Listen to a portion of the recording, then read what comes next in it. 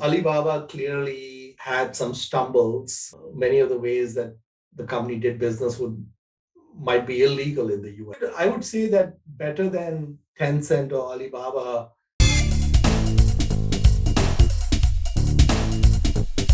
I mean, if you look at my filings, you can see that we have a position in Alibaba. Hmm.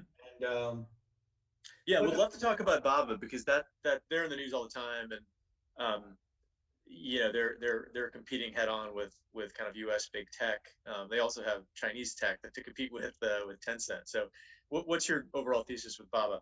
well, it's an incredible business. I mean, just if you look at Baba and Tencent and kind of where they're at and the ecosystem and the moat and what they control and all of that. It's and look at the tailwinds from China. I mean, there's a lot to me to like even more than the large U.S. tech, just because I think that the tailwinds are so much stronger, and there's some serious barriers to entry. But at the on the other side, it cannot do what racers can do. What I'm saying, I buy a 20 million market cap, which has liquidation value of 800 million. That's a 40x, Right. and it's a 40x with no future value creation, just the arbitrage of price and value. I think here there is obviously going to be uh, much larger revenues and profits and such in the future with all the different things they have going on. But you're starting from a very large base, Hmm. right? So 600 billion plus market cap. It's very cheap. I think Baba is one of the cheapest plays out there. Um, When because do you I think the Chinese regulatory issues? I mean, do they ever get past those, or do you think that's just part of doing Well, business in China? I think Alibaba is a crown jewel for China, just like Tencent is a crown jewel for them. So I don't think they will want to do things. It's these are the plays that have the possibility of global footprints, that they can get there. So I don't think the government is going to take an approach which is going to kill the golden goose, if you will.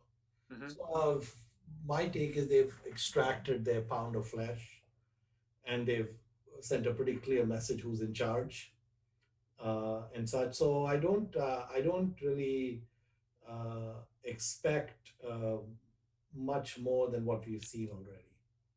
Um, Also, what's your? the other Go thing ahead. with Alibaba is that in the long term, I think a lot of the value creation for them is cloud, which is non-existent from earnings perspective today. They have some scale, but I mean, they're the number one player. But I think that when you look at Amazon's numbers, and Amazon's numbers with cloud are somewhat misleading because they dump their internal cloud expense in there. So actually, 50 billion revenue and 15 billion net income is actually understated. So I think they're making more than 15 on that because they're growing as well. They're investing in all the future growth. So the cloud margins are incredible. And the issue with the cloud is that very few people can play. I mean, in the US, the game is for the most part over. Alibaba clearly had some stumbles with different actions that were taken against the company. Many of those actions might be justified because many of the ways that the company did business would might be illegal in the US, for example, in the way they kind of restricted things and so on. But I think that at the end of the day, it has a very talented management team and it has a very dominant footprint in the minds of its consumers. I think the business will do fine, and they're pretty smart about the way they go about it. I don't think they are. I don't think the model is as good, in my opinion, as a Tencent. But they both can do very well. I would say that better than Tencent or Alibaba, because these are very large, market caps, probably businesses that will do a lot better in China are businesses today that may be private or businesses that may, be worth less than $1 billion or less than 100 million, where their runways are huge and they've got competitive advantage and they can grow 100x from here. And so I think that if I were you, I would focus. I have a handicap. I can't do that, but it'll be so much outside my circle of competence.